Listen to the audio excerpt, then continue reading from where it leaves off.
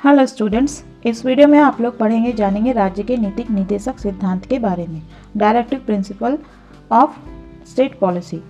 राज्य के नीति निर्देशक सिद्धांत जो होते हैं उसका उद्देश्य है एक कल्याणकारी राज्य की स्थापना करना, जिसके लिए जनता में सामाजिक आर्थिक न्याय की व्यवस्थाएं की गई है।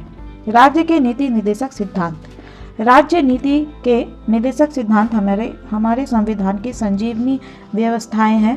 इन सिद्धांतों से यानी राज्य के नीति निर्देशक सिद्धांतों में हमारे संविधान का और उसके सामाजिक न्याय दर्शन का वास्तविक तत्व निहित है। ये सिद्धांत हमारे संविधान की प्रतिज्ञाओं और आकांक्षाओं को वाणी प्रदान करते हैं। संविधान निर्देशक सिद्धांतों का मार्ग प्रशस्त करता है और निर्देशक सिद्धांत एवं उनका क्रियान्वयन संविधान को सामाजिक शक्ति से अभिसिंचित करते हैं। निर्देशक सिद्धांतों का प्रयोजन शांतिपूर्ण तरीकों से सामाजिक क्रांति का पथ प्रशस्त कर कुछ सामाजिक और आर्थिक उद्देश्यों को तत्काल सिद्ध करना है। इस प्रकार की सामाजिक क्रांति के माध्यम से संविधान सामान्य व्यक्ति की बुनियादी आवश्यकताओं की पूर्ति करना और हमारे समाज की संरचना में परिवर्तन करना चाहता है। संविधान के भाग चौथे का संविधान के भाग चौथा, जिसमें राज्य नीति के निर्देशक सिद्धांतों का विवेचन किया गया है। उद्देश्य उस सामाजिक और आर्थिक क्रांति को मूर्त रूप प्रदान करना है जिसे स्वाधीनता यानी स्वतंत्रता के बाद पश्चात पूरा करना बाकी रह गया था। निर्देशक सिद्धांतों का क्या अर्थ है और इसके क्या उद्देश्य चलिए जानते हैं। Meaning and objectives of directive principles. संविधान के चौथे भाग में अनुच्छेद 36 से 51 तक निर्देशक सिद्धांतों का उल्लेख किया गया है। संविधान के किस भाग में नीति निर्देशक सिद्धांतों का उल्लेख किया गया है? चौथे भाग में अनुच्छेद 36 से 51 तक निर्देशक सिद्धांतों का उल्लेख किया गया है। राज्य के नीति निर्देशक सिद्धांत देश की विभिन्न सरकारों और सरकारी अभिकरणों के नाम जारी किए गए निर्देश है जो देश की शासन व्यवस्था के मौलिक तत्व है। दूसरे शब्दों में निर्देशक सिद्धांत कार्यपालिका और व्यवस्थापिका को दिए गए ऐसे निर्देश है जिनके अनुसार उन्हें अपने अधिकारों का इस्तेमाल या प्रयोग इस प्रकार करना होता है कि इन सिद्धांतों का पूरा और उचित रूप से पालन हो। नीति निर्देशक सिद्धांत ऊंचे आदर्शों की घोषणाएं हैं। ये सिद्धांत पथ प्रदर्शन तथा ऊंची आकांक्षाओं के घोषणा पत्र हैं। डॉक्टर राजेंद्र प्रसाद के अनुसार राज्य नीति के निर्देशक सिद्धांतों का उद्देश्य जनता के कल्याण को प्रोत्साहित करने वाली सामाजिक व्यवस्था का निर्माण करना है। इन निर्देशक सिद्धांतों की प्रकृति के संबंध में संविधान के अनुच्छेद 37 में स्पष्ट रूप से कहा गया है कि इस भाग 4 में दिए गए उपबंधों को किसी भी न्यायालय द्वारा बाध्यता नहीं दी जा सकेगी, किंतु तो भी इसमें दिए हुए सिद्धांतों देश के शासन में मूलभूत हैं और विधि निर्माण यानी कानून के निर्माण में नीति निर्देशक सिद्धांतों का प्रयोग करना राज्य का कर्तव्य होगा। संविधान की प्रस्तावना में जिन उद्देश्यों को प्रकट किया गया है उन्हें व्यवहारिक रूप देने के लिए राज्य नीति के निर्देशक सिद्धांतों को स्थान दिया गया है। जिस प्रकार 1935 के भारत सरकार अधिनियम में गवर्नर जनरल तथा गवर्नरों के लिए अनुदेश पत्र जारी किए गए थे, उसी तरह संविधान में निर्देशक सिद्धांत हमारे शासनकर्ताओं यानी जो हम पर शासन करते हैं उनके लिए हिदायतें या अनुदेश है। ये सिद्धांत कार्यपालिका तथा विधानमंडल के लिए निर्देश है कि उन्हें किस तरह शासन संचालन करना है। डॉक्टर अंबेडकर के अनुसार राज्य नीति के निर्देशक सिद्धांत सन 1935 के अधिनियम में जारी किए गए अनुदेश पत्रों के समान ही है। बस अंतर केवल यही है कि अधिनियम में गवर्नर जनरल तथा गवर्नरों को निर्देश दिए गए थे, जबकि इस संविधान में कार्यपालिका और व्यवस्थापिका को निर्देश दिए गए हैं। सर आइवर जेनिंग्स के अनुसार भारतीय संविधान का यह भाग फेबियन समाजवाद की ही स्थापना करता है, जबकि समाजवाद शब्द का उल्लेख नहीं मिलता है। प्रोफेसर पायली के अनुसार निर्देशक सिद्धांत भारतीय प्रशासकों के आचरण के सिद्धांत है। GN जोशी के शब्दों में इन निर्देशक सिद्धांतों का विधानमंडलों को कानून बनाते समय और कार्यपालिका को इन सिद्धांतों को लागू करते समय ध्यान रखना चाहिए। ये उस नीति की ओर संकेत करते हैं जिसका अनुसरण संघ और राज्यों को करना चाहिए। न्यायाधीश केन्या के अनुसार निदेशक सिद्धांतों में राष्ट्र की बुद्धिमत्तापूर्ण स्वीकृति बोल रही है, जो संविधान सभा के माध्यम से अभिव्यक्त हुई थी। संक्षेप में, ये सिद्धांत शासन की नीतियों को निर्दिष्ट करने के लिए विधान में निहित किए गए हैं। डॉक्टर पायली ने इसे आधुनिक संवैधानिक प्रशासन की एक नवीन विशेषता बताया है, जिसकी प्रेरणा हमें आयरिश संविधान से मिली है। ये सिद्धांत प्रजातंत्रात्मक भारत का शिलान्यास करते हैं। जब भारत सरकार इन्हें कार्य रूप में परिणत कर सकेगी, तो भारत एक सच्चा लोक कल्याणकारी राज्य कहला सकेगा। निदेशक सिद्धांतों को संविधान का अंग बनाने में संविधान निर्माताओं का उद्देश्य क्या था? इन आधारभूत सिद्धांतों का उद्देश्य कल्याणकारी राज्य स्थापित करना है। सामूहिक रूप से ये सिद्धांत भारत में आर्थिक एवं सामाजिक लोकतंत्र की रचना करते हैं। निदेशक सिद्धांतों का वास्तविक महत्व इस बात का है कि ये नागरिकों के प्रति राज्य के दायित्व के द्योतक है। संविधान की प्रस्तावना में जिन आदर्शों की प्राप्ति की इच्छा प्रकट की गई है, ये उन आदर्शों की ओर बढ़ने के लिए पथ प्रदर्शन यानी गाइडेंस का कार्य करते हैं। जिन आदर्शों की प्राप्ति भारतीय राज्य का लक्ष्य है, भारत राज्य का लक्ष्य है, ये उन आदर्शों की गणना है। निदेशक सिद्धांतों तथा मौलिक अधिकारों में अंतर। Distinction between directive principles and fundamental rights. भारतीय संविधान के भाग 3 में मौलिक अधिकारों तथा भाग 4 में निदेशक सिद्धांतों का वर्णन मिलता है। राज्य नीति के निदेशक सिद्धांतों तथा मौलिक अधिकारों में बड़ा भारी अंतर है। मौलिक अधिकार जहां नागरिकों को ऐसी सुविधाएं प्रदान करते हैं जिन्हें उनके सर्वांगीण विकास की आवश्यक शर्त कहा जा सकता है, वहीं राज्य नीति के निदेशक सिद्धांत मनुष्यों के इस सर्वांगीण विकास की आवश्यक परिस्थितियों के निर्माण के लिए कुछ निषेध आज्ञाएं हैं। ग्लेड हिल के अनुसार मौलिक अधिकार राज्य के लिए कुछ निषेध आज्ञाएं हैं। इनके द्वारा राज्य को यह आदेश दिया गया है कि उसे लोगों के इन अधिकारों में अनुचित हस्तक्षेप नहीं करना चाहिए। राज्य नीति के निदेशक सिद्धांत इसके विरुद्ध यह बताते हैं कि राज्य को क्या करना चाहिए। दोनों में मूल अंतर इस प्रकार है, यानी निदेशक सिद्धांत और मौलिक अधिकार में जो अंतर है इस प्रकार है। जहां मौलिक अधिकार न्यायालयों द्वारा लागू हो सकते हैं, वहां राज्य नीति के निदेशक सिद्धांत न्यायालयों द्वारा लागू नहीं हो सकते। दूसरे शब्दों में, प्रथम वाद योग्य जस्टिसेबल है तथा द्वितीय वाद योग्य नहीं, नॉन जस्टिसेबल है। ठीक है, मौलिक अधिकार जो है उसे कौन लागू करता है? न्यायालय। जबकि राज्य के नीति निदेशक सिद्धांत जो है न्यायालय द्वारा लागू नहीं किए जाते। दूसरा अंतर, मौलिक अधिकार नकारात्मक है जबकि निदेशक सिद्धांत सकारात्मक है। मौलिक अधिकारों की प्रकृति इस रूप में नकारात्मक है कि ये राज्य के किन्हीं कार्यों पर प्रतिबंध लगाते हैं। इसके प्रतिकूल यानी इसके उलट नीति निदेशक सिद्धांत जो है वह राज्य को किन्हीं निश्चित कार्य को करने का आदेश देते हैं। तीसरा अंतर, जहां मौलिक अधिकारों के द्वारा राजनीतिक लोकतंत्र की स्थापना की गई है, वहां नीति निदेशक सिद्धांतों द्वारा आर्थिक लोकतंत्र की स्थापना होती है। ग्रेनविल ऑस्टिन ने इसी कारण इन निदेशकों को घोषणा कहा है, आर्थिक स्वाधीनता की घोषणा। चौथा अंतर, मौलिक अधिकारों का कानूनी महत्व है जबकि निदेशक सिद्धांत नैतिक आदेश मोरल प्रिसेप्ट्स मात्र है।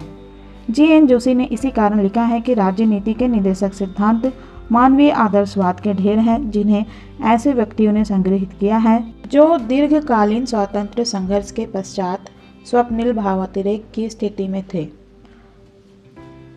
नीति निदेशक सिद्धांत एवं मौलिक अधिकार में पांचवा अंतर, मौलिक अधिकारों को अनुच्छेद 21 में वर्णित अधिकारों को छोड़कर अनुच्छेद 352 के अंतर्गत घोषित आपातकालीन स्थिति के प्रवर्तन काल में स्थगित किया जा सकता है, सस्पेंड किया जा सकता है, जबकि निदेशक तत्वों का जब तक क्रियान्वयन नहीं होता तब तक वे स्थायी रूप से स्थगन की अवस्था में ही बने रहते हैं। छठा अंतर, मौलिक अधिकार सार्वभौम एब्सोल्यूट नहीं है, उन पर कुछ प्रतिबंध यानी लिमिटेशंस है, जबकि नीति निर्देशक सिद्धांतों पर कोई प्रतिबंध कोई लिमिटेशंस नहीं है। मौलिक अधिकार एवं नीति निर्देशक सिद्धांतों के मध्य जो भेदों का मैंने वर्णन किया है अभी, उनके अलावा मौलिक अधिकार और निर्देशक सिद्धांतों में महत्व संबंधी भेद भी है। हमारे मूल संविधान द्वारा मौलिक अधिकारों को निर्देशक सिद्धांतों की अपेक्षा उसकी तुलना में अधिक महत्वपूर्ण स्थिति प्रदान की गई थी। इसी आधार पर कुरैशी बनाम बिहार राज्य के मुकदमे में सर्वोच्च न्यायालय के न्यायाधीशों ने यह विचार प्रकट किया था कि राज्य को चाहिए कि वह निर्देशक सिद्धांतों को लागू करने के लिए कानून बनाए, लेकिन उनके द्वारा बनाए गए यानी राज्य के द्वारा बनाए गए कानूनों से मौलिक अधिकारों को हानि नहीं पहुंचनी चाहिए, नहीं तो उनकी सुरक्षा संबंधी धाराएं निरर्थक समझी जाएंगी। लेकिन शुरू से ही प्रारंभ से ही एक वर्ग का विचार था कि निर्देशक सिद्धांतों को मौलिक अधिकारों की अपेक्षा महत्वपूर्ण समझा जाना चाहिए। श्री BN राव ने संविधान निर्माण के समय ही स्पष्ट कहा था कि संघर्ष की स्थिति में मौलिक अधिकारों की अपेक्षा निर्देशक सिद्धांतों को प्रमुखता दी जानी चाहिए, नहीं तो अन्यथा जनहितकारी व्यवस्थापन संभव नहीं हो सकेगा।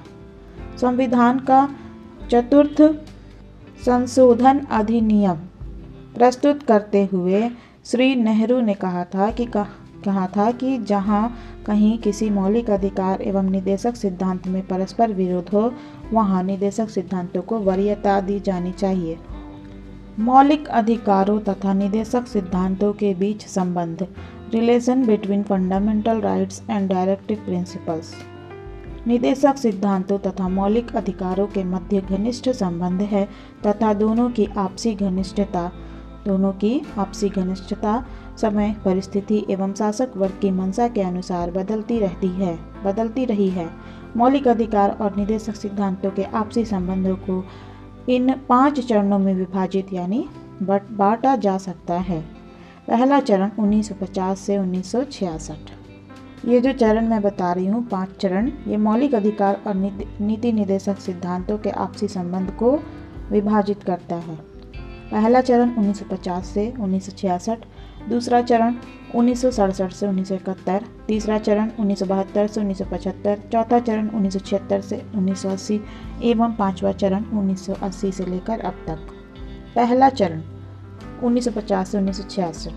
इस काल में यानी 1950 से 1966 के काल में नीति निर्देशक सिद्धांतों के क्रियान्वयन के लिए मौलिक अधिकारों में संशोधन किया गया। इस काल में पहले चरण में इस दृष्टिकोण का विकास हुआ कि नीति निर्देशक सिद्धांत मौलिक अधिकारों की तुलना में निम्न स्थिति रखते हैं। फिर भी इस मान्यता का विकास हुआ कि निर्देशक सिद्धांतों के क्रियान्वयन हेतु मौलिक अधिकारों को संशोधित किया जा सकता है। मद्रास राज्य बनाम चंपाकम दोराईराजन के मामले में उच्चतम न्यायालय के समक्ष यह प्रश्न विचारार्थ आया कि मौलिक अधिकारों और निर्देशक तत्वों के विरोध की स्थिति में किसको प्राथमिकता दी जाएगी। न्यायालय ने निर्णय दिया कि ऐसी स्थिति में मौलिक अधिकार निर्देशक तत्वों पर अभिभावी होंगे। न्यायालय ने कहा कि नीति निर्देशक तत्व जिन्हें अनुच्छेद 37 द्वारा स्पष्टतया न्यायालयों द्वारा अप्रवर्तनीय घोषित किया गया है, भाग 3 में दिए गए उपबंधों पर अभिभावी ओवरराइड नहीं हो सकते, जिन्हें अनुच्छेद 32 के अंतर्गत अनुचित लेखों या निर्देशों के द्वारा स्पष्टता परिवर्तनीय बनाया गया है।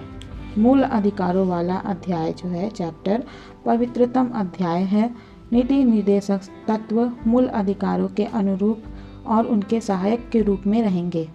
हमारे विचार से भाग 3 और 4 के उपबंधों को इसी दृष्टिकोण में समझना चाहिए, लेकिन यदि किसी मूल अधिकार का अतिक्रमण नहीं हुआ है तो राज्य उस सीमा तक नीति निर्देशक तत्वों को कार्यान्वित कर सकता है। मूल संविधान में अनुच्छेद 31(4) और 31(6) के द्वारा विभिन्न राज्यों में बनाए गए जमींदारी उन्मूलन अधिनियमों को न्यायालय की परिधि से इस आधार पर बाहर रखने की कोशिश की गई थी कि इन अधिनियमों को अनुच्छेद 31(2) के आधार पर चुनौती नहीं दी जा सकती, अर्थात इस आधार पर चुनौती नहीं दी जा सकती कि प्रतिकार अथवा मुआवजा कम दिया गया है। लेकिन संविधान निर्माताओं ने यह नहीं सोचा था कि इन अधिनियमों को किसी अन्य आधार पर या किसी दूसरे आधार पर भी अवैध घोषित किया जा सकता है। वास्तव में यह हुआ कि जमींदारों ने जमींदारी उन्मूलन विधेयक को अनुच्छेद 14 के द्वारा प्रदत्त विधि के समक्ष समानता के विरुद्ध बताया। ठीक है, वास्तव में हुआ यह कि जमींदारी उन्मूलन विधेयक को अनुच्छेद 14 के द्वारा जो विधि के समक्ष समानता का अधिकार दिया गया है उसके विरुद्ध बताया गया। कामेश्वर सिंह बनाम बिहार राज्य के मुकदमे में पटना उच्च न्यायालय ने यह मत व्यक्त किया कि न्यायालय प्रतिकार के प्रश्न की जांच इसलिए कर सकते हैं ताकि वे यह देख सके कि उस कानून से अन्य मूल अधिकारों से संबंधित प्रावधानों, उदाहरण के लिए 14वां अनुच्छेद का उल्लंघन तो नहीं होता। इस प्रकार 14वें अनुच्छेद के आधार पर पटना के उच्च न्यायालय ने बिहार भूमि सुधार कानून 1950 को अवैध घोषित कर दिया। कुछ अन्य राज्यों के जमींदारों ने उच्चतम न्यायालय में भी अपील की। उच्चतम न्यायालय ने भी पटना उच्च न्यायालय के निर्णय का समर्थन किया। वस्तुतः भूमि सुधार कानूनों का लक्ष्य निदेशक तत्वों का क्रियान्वयन करना था, किंतु वे न्यायिक वाद विवाद के विषय बन गए, जिसके कारण संविधान का प्रथम संशोधन करने का निश्चय किया गया। प्रथम संविधान संशोधन। संविधान का जो पहला संशोधन था, प्रथम संविधान 1951 द्वारा मुख्य रूप से 3 संशोधन किए गए। पहला, संविधान में एक नई 9वीं अनुसूची जोड़ी गई। मूल संविधान में केवल 8 अनुसूचियां थी और 9वीं अनुसूची में वे सभी भूमि सुधार अधिनियम शामिल कर दिए गए जो उस समय तक अलग अलग राज्यों द्वारा पारित किए गए थे। इस प्रकार पहले संविधान संशोधन में 9वीं अनुसूची जोड़कर संविधान में ऐसा भाग बना दिया गया जिसमें किसी कानून को रख देने से उसे न्यायिक पुनर्विलोकन जुडिशियल रिव्यू से बाहर निकाला जा सकता है। दूसरा, एक नया अनुच्छेद 31A जोड़ा गया जिसका अभिप्राय यह है कि राज्य द्वारा भू संपत्ति अधिग्रहण अथवा जागीरदारी अधिकारों की समाप्ति या अल्पीकरण को इसलिए अवैध घोषित नहीं किया जा सकता कि उसके द्वारा मौलिक अधिकारों का अतिक्रमण होता है। एक और नया अनुच्छेद 31B जोड़ा गया जिसमें यह उल्लेख किया गया कि 9वीं अनुसूची में उल्लिखित भूमि सुधार अधिनियमों की संवैधानिकता को इस आधार पर चुनौती नहीं दी जा सकती कि वे मौलिक अधिकारों का हनन करते हैं अथवा उनको सीमित करते हैं। चतुर्थ संविधान संशोधन। संपत्ति के मौलिक अधिकार में फिर से 1955 में संशोधन की आवश्यकता इसलिए पड़ी कि न्यायालयों ने व्यवस्थापिका के अधिकार में हस्तक्षेप करने की कोशिश की। श्रीमती बेला बनर्जी बनाम पश्चिम बंगाल राज्य के मुकदमे में उच्चतम न्यायालय ने निर्णय देते हुए मत व्यक्त किया कि प्रतिकर या मुआवजा तभी न्यायोचित माना जा सकता है जबकि अधिग्रहण की गई संपत्ति के मूल्य के बराबर हो। संपत्ति का यथार्थ मूल्य चुकाया जाना चाहिए तथा प्रतिकर या मुआवजा पर्याप्त होना चाहिए। इसी संदर्भ में द्वारिका दास श्रीनिवास बनाम Solapur spinning and weaving company नामक मुकदमे का उल्लेख भी किया जा सकता है। इस मिल के प्रबंध मंडल ने बिना किसी पूर्व सूचना के मिल को एकाएक बंद कर दिया। सरकार ने इस मिल का प्रबंध एक अध्यादेश द्वारा अपने हाथों में ले लिया। न्यायालय ने इस अध्यादेश को इसलिए अवैध घोषित कर दिया क्योंकि उसमें कंपनी को पर्याप्त मुआवजा या प्रतिकर नहीं दिया गया था। सरकार का कहना था कि उसने संपत्ति को अपने हाथों में नहीं लिया है, केवल उसका प्रबंध करने का दायित्व ग्रहण किया है। न्यायालय द्वारा दिए गए उपयुक्त निर्णयों ने सरकार को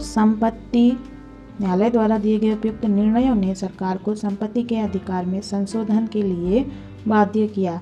फलस्वरूप 1955 में संविधान में चतुर्थ और संपत्ति के मौलिक अधिकार में दूसरा संशोधन करना पड़ा। चतुर्थ संशोधन के द्वारा जो व्यवस्थाएं की गई वे इस प्रकार है।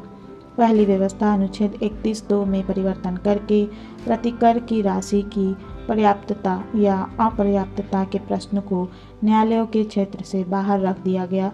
इसके अनुसार किसी भूमि अथवा संपत्ति का अधिग्रहण करने से संबंधित कानून बनाते समय संसद को उसके बदले दिए जाने वाले प्रतिकर संबंधी सिद्धांत अथवा उसकी राशि निश्चित करने का पूर्ण अधिकार होगा और न्यायालयों में अब उसे इस आधार पर चुनौती नहीं दी जा सकेगी कि उसके अंतर्गत दिए जाने वाला मुआवजा पर्याप्त नहीं है।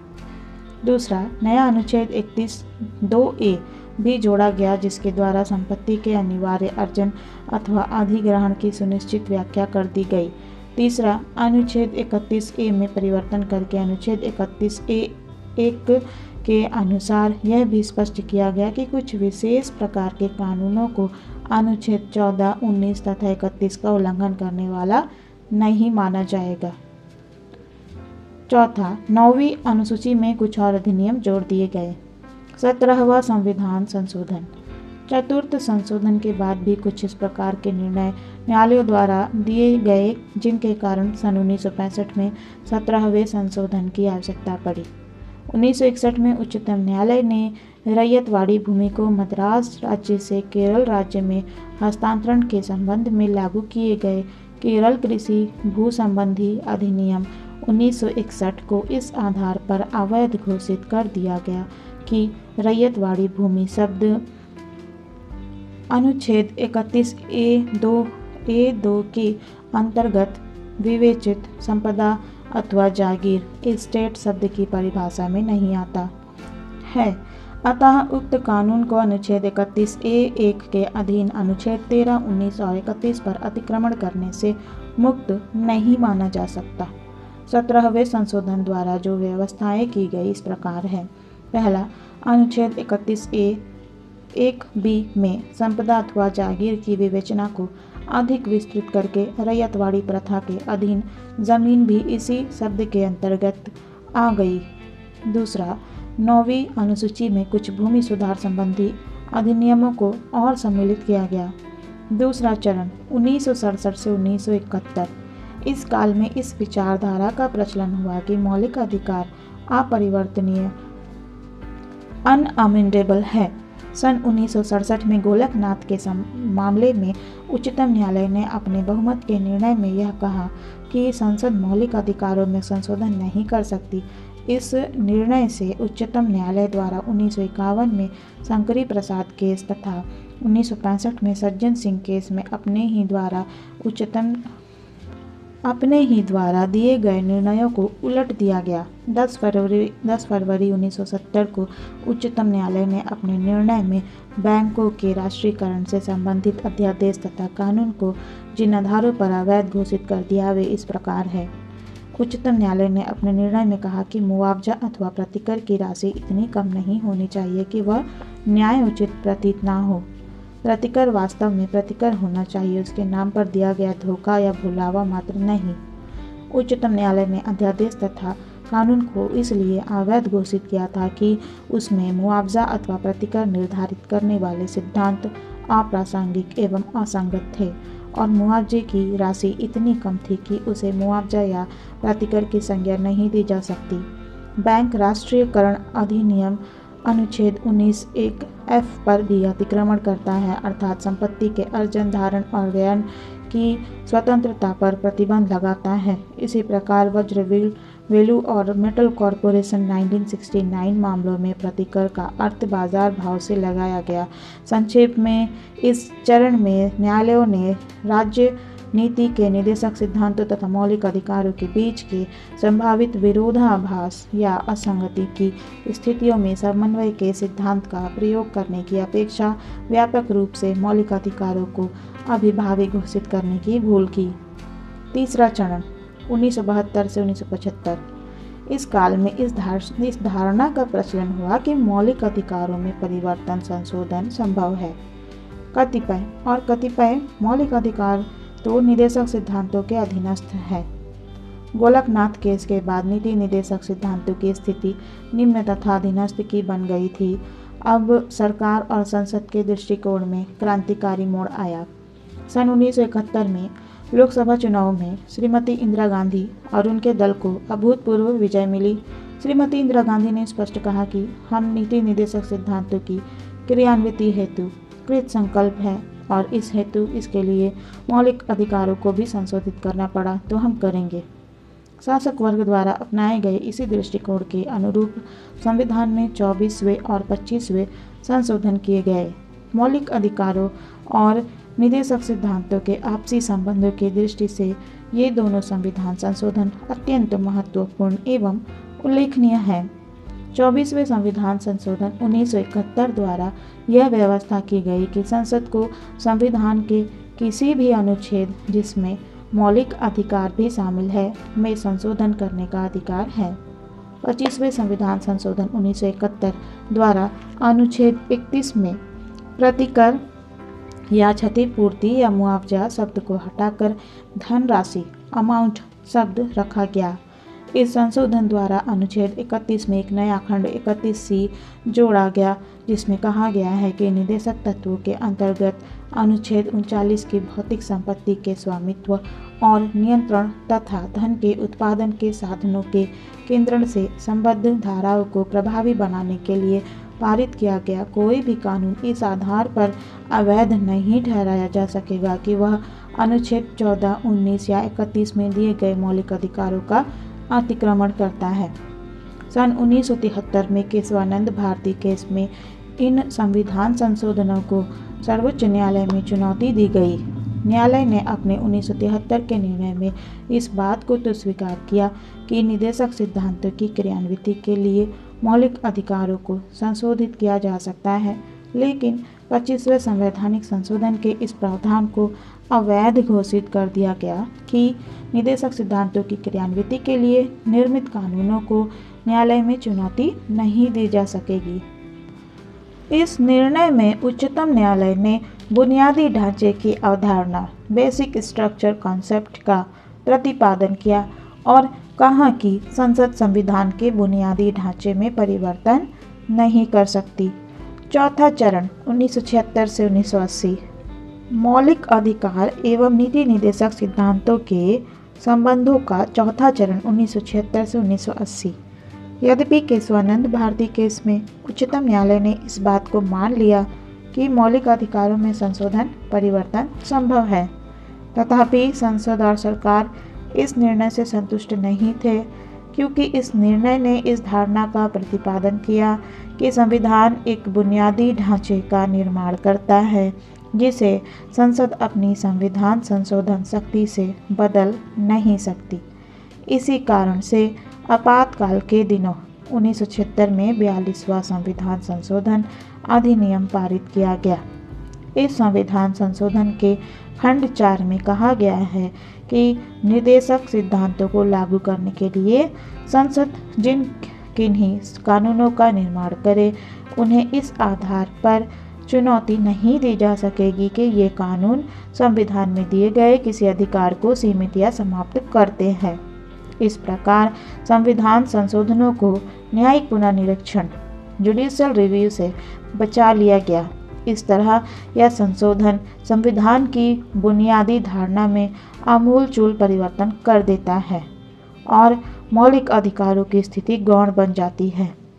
पांचवा चरण 1980 से अब तक। सन 1979 में मिनर्वा मिल केस में 42वें संविधान संशोधन के कतिपय अंशों को उच्चतम न्यायालय में चुनौती दी गई। लंबी सुनवाई के बाद उच्चतम न्यायालय ने 31 जुलाई 1980 को 42वें संविधान संशोधन के दो प्रावधानों खंड 4 व खंड 55 को अवैध घोषित कर दिया, क्योंकि इनसे संविधान के बुनियादी ढांचे को आघात पहुंचता है और ये केशवानंद भारती विवाद में उच्चतम न्यायालय द्वारा दिए गए निर्णय का उल्लंघन करते हैं। इस निर्णय के बाद मिनर्वा मिल केस 1980, इस निर्णय के बाद वर्तमान समय में स्थिति यह है कि संविधान के अनुच्छेद 39 के भाग ब और स आर्थिक और सामाजिक न्याय के संबद्ध निदेशक तत्व की क्रियान्विति के लिए तो मौलिक अधिकारों को सीमित किया जा सकेगा, लेकिन अन्य निदेशक सिद्धांतों की क्रियान्विति के लिए ऐसे किसी कानून का निर्माण नहीं किया जा सकेगा जो मौलिक अधिकारों को सीमित या संशोधित करता हो। इस प्रकार वैधानिक अर्थों में पुनः मौलिक अधिकारों को निदेशक सिद्धांतों पर वरीयता की स्थिति प्राप्त हो गई है। दोनों एक दूसरे के पूरक है, यानी मौलिक अधिकार और नीति निदेशक सिद्धांत जो है ये दोनों एक दूसरे के पूरक है। मौलिक अधिकार और निदेशक सिद्धांतों में जो संबंध बताया गया है पांचों चरण में, ठीक है, पहले दूसरे तीसरे चौथे एवं पांचवें चरण में जो संबंध बताया गया है उससे यह निष्कर्ष नहीं निकाला जाना चाहिए कि इनमें कोई अंतर्निहित विरोध या संघर्ष है, अपितु वस्तुतः वे एक दूसरे के पूरक हैं। इन दोनों का लक्ष्य एक ही है और वह है व्यक्तित्व का विकास तथा लोक कल्याणकारी राज्य की स्थापना। ग्रेनविल ऑस्टिन ने लिखा है, संविधान में इन्हें मौलिक अधिकार और नीति निदेशक सिद्धांत इस आशा और अपेक्षा से सम्मिलित किया गया था कि एक दिन भारत में वास्तविक स्वाधीनता का वृक्ष लहलहाएगा। अधिकार और सिद्धांत इस प्रकार भारत के भूत और वर्तमान यानी पास्ट और प्रेजेंट को भविष्य से जोड़ देते हैं तथा भारत में सामाजिक क्रांति के लक्ष्य को शक्ति प्रदान करते हैं। भूतपूर्व न्यायाधीश श्री के सदानंद हेगड़े ने कहा है कि सिद्धांत एक ही संविधान के दो भागों में कोई असंगति नहीं हो सकती। राजनीति के निदेशक तत्वों को अपनाकर हमारे संविधान निर्माताओं ने कोई असंगति उत्पन्न नहीं की। उनका प्रयत्न, उनकी कोशिश व्यक्तिगत अधिकार और सामाजिक कल्याण में समन्वय स्थापित करना था। निदेशक सिद्धांतों का वर्गीकरण, classification of the directive principles. संविधान के 36वें अनुच्छेद से लेकर 51 तक 16 अनुच्छेदों में राज्य नीति के निदेशक सिद्धांतों का वर्णन है। इनमें विभिन्न क्षेत्रों में राज्य के कार्यक्षेत्र पर विचार किया गया है, जैसे आर्थिक, सामाजिक, वैधानिक, शिक्षा संबंधी तथा अंतर्राष्ट्रीय क्षेत्र। इनको 3 भागों में विभाजित करके आसानी से सरलता से देखा जा सकता है। पहला, लोक कल्याणकारी तथा समाजवादी राज्य की स्थापना करने वाले सिद्धांत। भारतीय संविधान के निर्माताओं का उद्देश्य भारत में लोक कल्याणकारी एवं समाजवादी राज्य की स्थापना करना था। इसी दृष्टि से अधिकांश निदेशक सिद्धांतों द्वारा आर्थिक और सामाजिक न्याय के संबंध में व्यवस्था की गई है। निदेशक सिद्धांतों का सार तत्व संविधान के अनुच्छेद 38 में दिया गया है। उसमें संविधान की प्रस्तावना की प्रतिध्वनि सुनाई देती है। राज्य ऐसी सामाजिक व्यवस्था स्थापित करे जिसमें सामाजिक, आर्थिक और राजनीतिक न्याय राष्ट्रीय जीवन की सभी संस्थाओं को अनुप्राणित करे, भरसक कार्य साधक के रूप में स्थापना और संरक्षण करके लोक कल्याण की उन्नति का प्रयास करेगा। निदेशक सिद्धांतों में कहा गया है कि राज्य लोगों के जीवन स्तर को सुधारने और स्वास्थ्य सुधार के लिए प्रयास करेगा।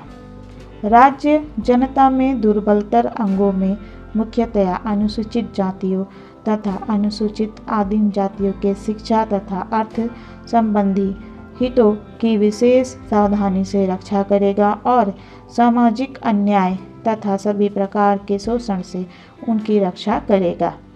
राज्य प्रत्येक स्त्री पुरुष को समान रूप से जीविका के साधन प्रदान करने का प्रयत्न यानी कोशिश करेगा। राज्य देश के भौतिक साधनों के स्वामित्व और नियंत्रण की ऐसी व्यवस्था करेगा कि अधिक से अधिक सार्वजनिक हित हो सके। राज्य इस बात का ध्यान रखेगा कि संपत्ति और उत्पादन के साधनों का केंद्रीकरण ना हो।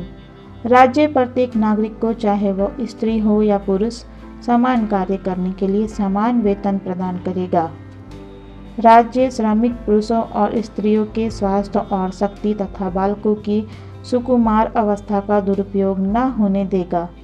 राज्य प्रयास यानी कोशिश करेगा कि सभी नागरिक अपनी योग्यता के अनुसार रोजगार पा सके, शिक्षा पा सके एवं बेकारी, बीमारी और अंगहीनता आदि दशाओं में सार्वजनिक सहायता प्राप्त कर सके। वैज्ञानिक आधार पर कृषि का संचालन करना भी राज्य का कर्तव्य होगा। राज्य संविधान के प्रारंभ होने से 10 वर्ष से लेकर 14 वर्ष तक की आयु के बालकों के लिए मुफ्त और अनिवार्य शिक्षा का प्रबंध करेगा। गांधी विचारधारा से संबंधित निदेशक सिद्धांत। गांधी जी ने हमें सामाजिक उत्तरदायित्व के सार तत्व की शिक्षा प्रदान की है। गांधी जी की विचारधारा का प्रभाव भी इन सिद्धांतों में कई स्थानों पर देखा जा सकता है। जैसे संविधान के अनुच्छेद 43 के अनुसार राज्य कुटीर उद्योगों को बढ़ावा देगा। अनुच्छेद 40 के अनुसार राज्य पंचायतों का संगठन करेगा। राज्य पिछड़ी हुई और निर्बल जातियों की विशेष रूप से शिक्षा तथा आर्थिक हितों की उन्नति करेगा।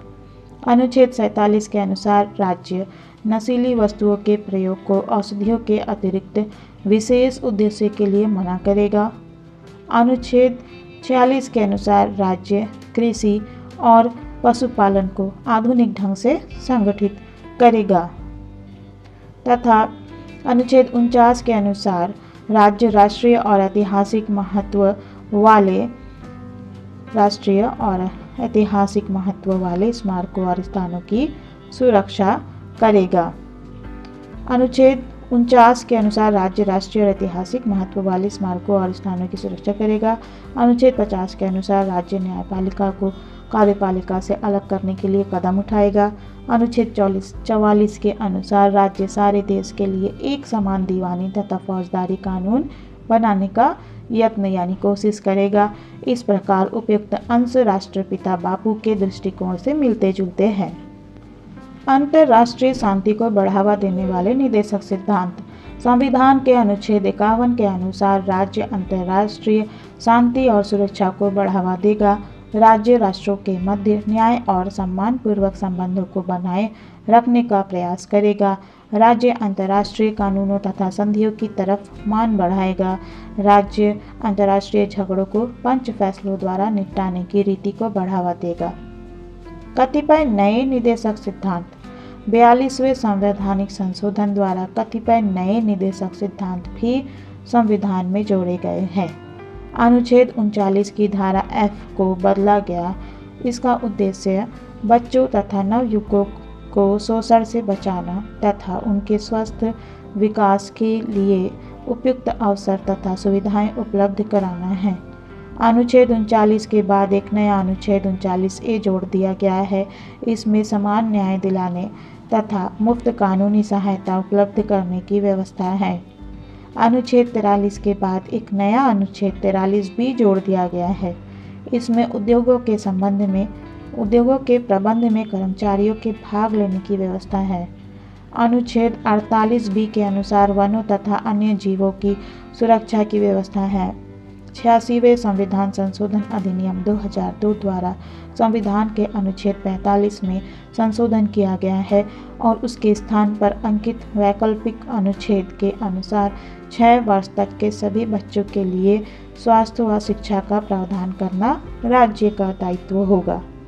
अब तक आप जान चुके हैं राज्य के नीति निदेशक सिद्धांत क्या होते हैं एवं मौलिक अधिकार तथा नीति निदेशक सिद्धांतों के बीच में क्या संबंध है। ठीक है, अब आप जानने वाले हैं नीति निदेशक सिद्धांतों की आलोचना, क्रिटिसिज्म ऑफ डायरेक्टिव प्रिंसिपल्स। जिस समय संविधान का निर्माण हो रहा था उस समय संविधान सभा में और बाहर भी राज्य नीति के निदेशक सिद्धांतों संबंधी उपबंधों की बहुत आलोचना हुई, बहुत क्रिटिसिज्म हुआ। संविधान के स्वीकृत होने के बाद भी अनेक विद्वानों ने कई आधारों पर इन उपबंधों की आलोचना की है। निदेशक सिद्धांतों के विरुद्ध की जाने वाली आलोचना के प्रमुख आधार इस प्रकार हैं। पहला, वैधानिक शक्ति का अभाव, लैक ऑफ लीगल सैंक्शन। संविधान द्वारा राज्य नीति के निदेशक सिद्धांतों को एक ओर तो देश के शासन में मूलभूत माना है, किंतु साथ ही वे वैधानिक शक्ति प्राप्त या न्याय योग्य नहीं हैं, अर्थात न्यायालय उपयुक्त सिद्धांत को क्रियान्वित नहीं करा सकते हैं। अतः आलोचकों की राय में ये निदेशक सिद्धांत शुभ इच्छाएं, पियस विशेष, नैतिक उपदेश, मोरल प्रिसेप्ट्स या ऐसी राजनीतिक घोषणाओं के समान है जिनका कोई संवैधानिक महत्व नहीं हो। संविधान सभा के एक सदस्य श्री नासिरुद्दीन ने इन्हें नव वर्ष के प्रथम दिन पास किए गए शुभकामना का प्रस्ताव जैसी वस्तु कहा था और प्रोफेसर के.टी. शाह के शब्दों में यह एक ऐसा चेक है जिसका भुगतान बैंक की इच्छा पर छोड़ दिया गया है। Professor K.T.. शाह के शब्दों में यह एक ऐसा चेक है जिसका भुगतान बैंक की इच्छा पर छोड़ दिया गया है। प्रोफेसर वियर ने इस निदेशक सिद्धांतों को उद्देश्य और आकांक्षाओं का घोषणा पत्र कहा है और श्री N.R. राघवाचारी ने इसे ललित पदावली में व्यक्त उच्च ध्वनित भावनाओं की ऐसी पंक्तियां कहते हैं जिनका वैधानिक दृष्टि से कोई महत्व नहीं है। Sir B.N. राव के शब्दों में राज्य नीति के निदेशक सिद्धांत राज्य के अधिकारियों के लिए नैतिक उपदेश के समान है और वे इस आलोचना के पात्र है कि संविधान में नैतिक उपदेशों के लिए उचित स्थान नहीं है। आलोचकों का कहना है कि यदि संविधान में नैतिक उपदेश करना ही अभिष्ट था, बाइबिल की 10 पवित्र आज्ञाओं को संविधान में क्यों नहीं लिया गया। समान नागरिक संहिता लागू करने अनुच्छेद 44 संबंधी निदेशक सिद्धांत का ही परीक्षण किया जा सकता है। अब तक 8 बार समान नागरिक संहिता लागू करने के संदर्भ में सर्वोच्च न्यायालय ने अपनी राय जाहिर की है, लेकिन स्वतंत्रता दिवस 15 अगस्त 1995 पर लाल किले की प्राचीर से प्रधानमंत्री P.V. नरसिंह राव घोषणा करते हैं कि समान नागरिक संहिता लागू करने का सवाल ही नहीं उठता। समान नागरिक संहिता के अभाव में महिलाओं को पुरुषों के बराबर अधिकार प्राप्त नहीं है और यह संविधान के अनुच्छेद 150 के प्रावधानों की सीधा उल्लंघन है।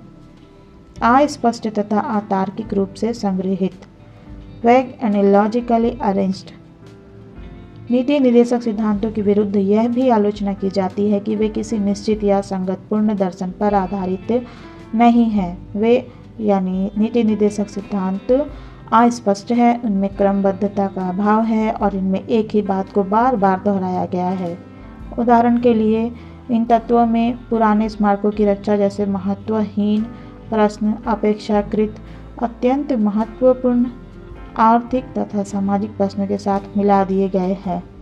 प्रोफेसर श्रीनिवास के शब्दों में इस अध्याय में कुछ बेढंगे तरीके से आधुनिक को पुरातन के साथ और तर्क तथा विज्ञान द्वारा सुझाए गए उपबंधों को विशुद्ध रूप से भावुकता पूर्वाग्रह पर आधारित उपबंधों के साथ मिला दिया गया है। एक प्रभुसत्ता संपन्न राज्य में अस्वाभाविक अननेचुरल इन सोवरेन स्टेट, एक प्रभुसत्ता संपन्न राज्य में इस प्रकार के सिद्धांतों को ग्रहण करना अस्वाभाविक भी लगता है। एक उच्च सत्ता अधीनस्थ को आदेश दे सकती है, जैसे कि 1935 के भारतीय शासन अधिनियम में ब्रिटिश संसद द्वारा गवर्नर जनरल और गवर्नरों को आदेश दे दिए गए थे, लेकिन एक प्रभुसत्ता संपन्न राज्य को इस प्रकार के आदेश देने की आवश्यकता पड़े, यह अस्वाभाविक जान पड़ता है। विधिवेत्ताओं की दृष्टि में एक प्रभुसत्ता संपन्न राज्य के लिए इस प्रकार के आदेशों का कोई औचित्य नहीं है। अव्यावहारिक एवं अनुचित इम्प्रैक्टिकल एंड अनसाउंड, इन सिद्धांतों की व्यावहारिकता व औचित्य को भी कुछ आलोचकों के द्वारा चुनौती दी गई है। उदाहरण के लिए मद निषेध से संबंधित निदेशक सिद्धांतों की स्वतंत्र अर्थव्यवस्था के प्रतिपादकों द्वारा उग्र आलोचना की गई। उनका कहना है कि ये तथाकथित सुधार राष्ट्रीय कोष पर भार स्वरूप होंगे। इसके अलावा यह भी कहा जा सकता है कि नैतिकता थोपी नहीं जा सकती है। मद निषेध शराबियों को नैतिक प्राणी बनाने के बजाय शराब के अवैध व्यापार को जन्म देगा। यह व्यवस्था इस दृष्टि से भी अव्यावहारिक प्रतीत होती है कि अनेक राज्य सरकारों द्वारा कई बार मद निषेध की व्यवस्था का अंत कर सार्वजनिक क्षेत्र में मद विक्रय गृहों वाइन शॉप्स की स्थापना की गई है। ऐसी स्थिति में डॉक्टर जेनिंग्स के ये शब्द बहुत कुछ सीमा तक उचित प्रतीत होते हैं कि आने वाली सदी में ये तत्व निसंदेह निरर्थक हो जाएंगे। संवैधानिक द्वंद्व के कारण, बेसिस ऑफ कॉन्स्टिट्यूशनल क्राइसिस। संवैधानिक विधिवेत्ताओं ने यह आशंका व्यक्त की है कि ये तत्व राज्य के नीति निर्देशक सिद्धांत के जो तत्व है भारतीय शासन में संवैधानिक द्वंद्व और गतिरोध के कारण बन सकते हैं। संविधान सभा में संथानम ने यह आशंका व्यक्त की थी कि निर्देशक सिद्धांतों के कारण राष्ट्रपति तथा प्रधानमंत्री अथवा राज्यपाल और मुख्यमंत्री के बीच मतभेद उत्पन्न हो सकते हैं। प्रश्न यह है कि प्रधानमंत्री इन सिद्धांतों का उल्लंघन करता है तो स्थिति क्या होगी। एक पक्ष कहता है कि राष्ट्रपति इस आधार पर किसी भी विधेयक पर निषेधाधिकार का प्रयोग कर सकता है कि वह शासन के मूलभूत सिद्धांत निर्देशक सिद्धांतों के विरुद्ध है। भारतीय संविधान के प्रसिद्ध लेखक श्री दुर्गादास बसु के द्वारा भी उपयुक्त विचार व्यक्त किया गया है। इस प्रकार की घटनाएं राष्ट्रपति और प्रधानमंत्री के बीच तीव्र मतभेद को जन्म देगी और इससे संसदात्मक प्रजातंत्र को गंभीर आघात पहुंच सकता है। तो आपने जाना नीति निर्देशक सिद्धांत की 5 आलोचनाओं के बारे में। अब आप जानेंगे नीति निर्देशक सिद्धांतों का महत्व, इम्पोर्टेंस ऑफ डायरेक्टिव प्रिंसिपल्स। नीति निर्देशक सिद्धांतों की जो आलोचना की गई है उसका यह तात्पर्य नहीं लिया जाना चाहिए कि वे बिल्कुल व्यर्थ और महत्वहीन हैं। वास्तव में संवैधानिक और व्यवहारिक दृष्टिकोण से नीति निर्देशक सिद्धांतों का बहुत अधिक महत्व है। न्यायमूर्ति हेगड़े के अनुसार यदि हमारे संविधान के कोई भाग है जिन पर सावधानी और गहराई से विचार करने की आवश्यकता है तो वे है भाग 3 और 4। उनमें हमारे संविधान का दर्शन निहित है और एक लेखक के शब्द में वे हमारे संविधान की अंतरात्मा है। डॉक्टर पायली के अनुसार इन निर्देशक सिद्धांतों का महत्व इस बात में है कि ये नागरिकों के प्रति राज्य के सकारात्मक दायित्व है। इन सिद्धांतों के महत्व का अध्ययन इन रूपों में किया जा सकता है। नीति निर्देशक सिद्धांतों का महत्व। पहला महत्व, असंगत तथा असामयिक होने के तर्क गलत। Directive principles are neither inconsistent nor out of date.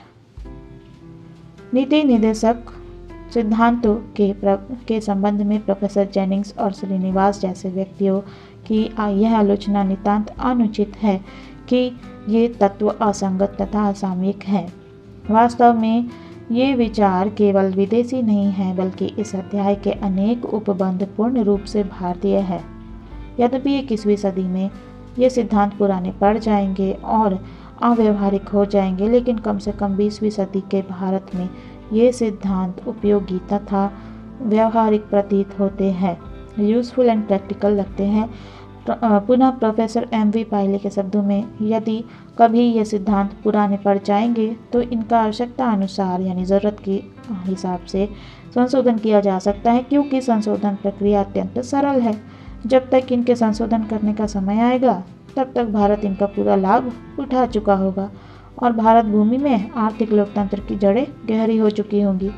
संविधान का निर्माण वर्तमान समस्याओं को सुलझाने के लिए होता है। यदि हम वर्तमान का निर्माण सुदृढ़ नींव पर करें तो भविष्य की चिंता करने की कोई आवश्यकता नहीं रहेगी। नीति निर्देशक सिद्धांत का दूसरा महत्व, निर्देशक सिद्धांतों के पीछे जनमत की शक्ति, power of public opinion behind the principles. यद्यपि इन निर्देशक सिद्धांतों को न्यायालय द्वारा क्रियान्वित नहीं किया जा सकता, लेकिन इसके पीछे जनमत की सत्ता होती है, पावर ऑफ पब्लिक ओपिनियन होती है, जो प्रजातंत्र का सबसे बड़ा न्यायालय है। अतः जनता के प्रति उत्तरदायी कोई भी सरकार इनकी अवहेलना का साहस हिम्मत नहीं कर सकती। शासन द्वारा किया गया इनका बार बार उल्लंघन देश में शक्तिशाली विरोध को जन्म देगा। व्यवस्थापिका के भीतर शासन को विरोधी दल के प्रहारों का सामना करना पड़ेगा और व्यवस्थापिका के बाहर इसे निर्वाचन के समय निर्वाचकों को जवाब देना होगा। निर्देशक सिद्धांतों के पीछे जनमत की इस शक्ति के कारण शासक दल को इनकी क्रियान्विति के प्रति पर्याप्त उत्साह का परिचय देना होगा। प्रोफेसर पायली के अनुसार ये निर्देशक सिद्धांत राष्ट्रीय चेतना के आधारभूत स्तर का निर्माण करते हैं और जिनके द्वारा इन सिद्धांतों का उल्लंघन किया जाता है वे ऐसा कार्य उत्तरदायित्व की स्थिति से अलग होने की जोखिम पर ही करते हैं। आलोचक राघवाचारी भी स्वीकार करते हैं कि जो शासन सत्ता पर आधिपत्य बना उसे इस अनुदेश पत्र का आदर करना ही होगा। आगामी आम चुनाव में उसे इस संबंध में निर्वाचकों को जवाब देना ही पड़ता है। ऐसी स्थिति में श्री अलदी कृष्ण स्वामी अय्यर ने संविधान सभा में ठीक ही कहा था कि कोई भी लोकप्रिय मंत्रिमंडल संविधान के चतुर्थ भाग के उपबंधों के उल्लंघन का साहस नहीं कर सकता है। चरम सीमाओं से रक्षा एंड इंश्योरेंस अगेंस्ट एक्सट्रीम्स। हमारे संविधान निर्माता इस तथ्य से पूर्णतया परिचित थे कि प्रजातांत्रिक राज्य में परिवर्तनशील जनमत के परिणाम स्वरूप विभिन्न समयों में विभिन्न राजनीतिक दल सत्तारूढ़ हो सकते हैं। कभी दक्षिणपंथी दल शासन सत्ता पर अधिकार कर सकता है और कभी कोई वामपंथी दल। निदेशक सिद्धांत दोनों प्रकार की सरकारों को मर्यादित रखेंगे तथा उन्हें किसी प्रकार का एक तरफ झुकाव रखने से रोकेंगे। श्री अमर नंदी के अनुसार संविधान के निदेशक सिद्धांत इस बात का आश्वासन देते हैं कि अनुदार दल अपनी नीति के निर्धारण में इन सिद्धांतों की पूर्ण अवहेलना नहीं कर सकेगा और एक उग्रवादी दल अपने दल के आर्थिक या अन्य कार्यक्रम को पूरा करने के लिए संविधान का अंत करना आवश्यक नहीं समझेगा। इस प्रकार निदेशक सिद्धांत वाम और दक्षिण पंथ की चरम सीमाओं से सुरक्षा प्रदान करते हैं। नैतिक आदर्शों के रूप में महत्व, इम्पोर्टेंस एज मोरल आइडियल्स। यदि निदेशक तत्वों को केवल नैतिक धारणाएं ही मान लिया जाए तो इस रूप में भी उसका अपार महत्व है। ब्रिटेन में मैग्ना कार्टा, फ्रांस में मानवीय तथा नागरिक अधिकारों की घोषणा तथा अमेरिकी संविधान की प्रस्तावना को कोई कानूनी अनुशक्ति प्राप्त नहीं, फिर भी इन देशों के इतिहास पर इसका प्रभाव पड़ा है। इसी प्रकार उचित रूप में यह आशा की जा सकती है कि यह निदेशक सिद्धांत भारतीय शासन की नीति को निर्देशित और प्रभावित करेंगे।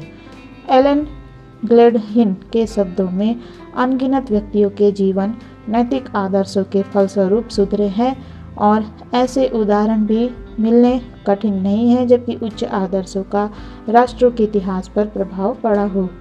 नीति निदेशक सिद्धांत जो होते हैं संविधान की व्याख्या में सहायक होते हैं। संविधान की व्याख्या में सहायक, helpful in interpretation of the constitution. संविधान के अनुसार निदेशक सिद्धांत देश के शासन में मूलभूत है, जिसका तात्पर्य यह है कि देश के प्रशासन के लिए उत्तरदायी सभी सत्ताएं उनके द्वारा निर्देशित होंगी। न्यायपालिका भी शासन का एक महत्वपूर्ण अंग होने के कारण यह आशा की जा सकती है कि भारत में न्यायालय संविधान की व्याख्या के कार्य में निदेशक सिद्धांतों को उचित महत्व देंगे। प्रोफेसर एलेक्जेंड्रोविच का मत है, चूँकि निदेशक सिद्धांतों में संविधान सभा की आर्थिक और सामाजिक नीति बोल रही है और क्योंकि उसमें हमारे संविधान निर्माताओं की इच्छा की अभिव्यक्ति है, इसलिए हमारे न्यायालयों का यह कर्तव्य हो जाता है कि वे मौलिक अधिकारों संबंधी उपबंधों की व्याख्या करते समय राज्य नीति के निदेशक सिद्धांतों पर पूरा ध्यान दें। भारतीय न्यायालयों ने कई बार मौलिक अधिकार संबंधी विवादों में निर्णय देते समय निदेशक सिद्धांतों से मार्गदर्शन लिया है। बम्बई राज्य बनाम FM बालसराय वाले विवाद में सर्वोच्च न्यायालय ने अनुच्छेद 47 के आधार पर निर्णय दिया कि शासन ने मादक द्रव्य निषेध अधिनियम पास करके उचित प्रतिबंध ही लगाया था। पुनः न्यायालय ने बिहार राज्य बनाम कामेश्वर सिंह वाले विवाद में अनुच्छेद 39 के प्रकाश में यह निर्णय दिया था कि जमींदारी के अंत का उद्देश्य वास्तविक जनहित ही था। इसी प्रकार विजय वस्त्र उद्योग बनाम अजमेर राज्य के विवाद में उच्चतम न्यायालय ने अनुच्छेद 43 के प्रकाश में न्यूनतम पारिश्रमिक अधिनियम को उचित ठहराया। श्री MC सीतलवाड़ के शब्दों में, राज्य नीति के इन मूलभूत सिद्धांतों को वैधानिक प्रभाव प्राप्त न होते हुए भी इनके द्वारा न्यायालयों के लिए उपयोगी प्रकाश स्तंभ का कार्य किया जाता है। शासन के मूल्यांकन का आधार, basis of the evaluation of government. नीति निदेशक सिद्धांतों द्वारा जनता को शासन की सफलता और असफलता की जांच करने का मापदंड भी प्रदान किया जाता है। शासक दल के द्वारा अपने मतदाताओं को निदेशक सिद्धांतों के संदर्भ में अपनी सफलताएं बतानी होंगी और शासन शक्ति पर अधिकार करने के इच्छुक राजनीतिक दल को इन सिद्धांतों की क्रियान्विति के प्रति अपनी तत्परता और उत्साह दिखाना होगा। इस प्रकार निदेशक सिद्धांत जनता को विभिन्न दलों की तुलनात्मक जांच करने योग्य बना देंगे। कार्यपालिका प्रधान इनका दुरुपयोग नहीं कर सकते। Executive head can not exploit provisions. निदेशक सिद्धांत के पक्ष में अंतिम बात यही कही जा सकती है कि यद्यपि विधानसभा के सदस्यों तथा कुछ संविधानवेत्ताओं ने यह भय प्रकट या डर प्रकट किया कि राष्ट्रपति या राज्यपाल इस आधार पर किसी विधेयक पर अपनी सम्मति देने से इनकार कर सकते हैं कि वह निदेशक सिद्धांतों के प्रतिकूल है, लेकिन व्यवहार में प्रैक्टिकली ऐसी घटना की संभावना कम है, क्योंकि संसदात्मक शासन प्रणाली में नाम मात्र का कार्यपालिका प्रधान लोकप्रिय पर मंत्रिपरिषद द्वारा पारित विधि को अस्वीकृत करने का दुस्साहस नहीं कर सकता। डॉक्टर अंबेडकर के शब्दों में, विधायिका द्वारा पारित विधि को अस्वीकृत करने के लिए राष्ट्रपति या राज्यपाल निदेशक सिद्धांतों का प्रयोग नहीं कर सकते। वास्तव में निदेशक सिद्धांत भारतीय शासन के सर्वोच्च सिद्धांत है। सर्वोच्च न्यायालय के न्यायाधीश केनिया ने गोपालन बनाम मद्रास राज्य के विवाद पर निर्णय देते हुए कहा था, क्योंकि राज्य नीति के निदेशक सिद्धांत संविधान में शामिल है, इसलिए वे बहुमत दल के अस्थायी आदेश मात्र ही नहीं हैं, बल्कि उनमें राष्ट्र की बुद्धिमत्तापूर्ण स्वीकृति बोल रही है, जो संविधान सभा के माध्यम से व्यक्त हुई थी। ये जो चैप्टर है राज्य नीति निदेशक सिद्धांत, ये हो गया है कंप्लीट। इसका इम्पॉर्टेंट MCQs जो है constitutional government in India paper का जितना भी इम्पॉर्टेंट MCQs है, इसके लिए एक वीडियो जो है अपलोड कर दिया जाएगा। वीडियो यूज़फुल लगी है तो इसे लाइक कर लीजिएगा, चैनल को सब्सक्राइब कर लीजिएगा और इसे शेयर करना नहीं भूलिएगा। Thank you.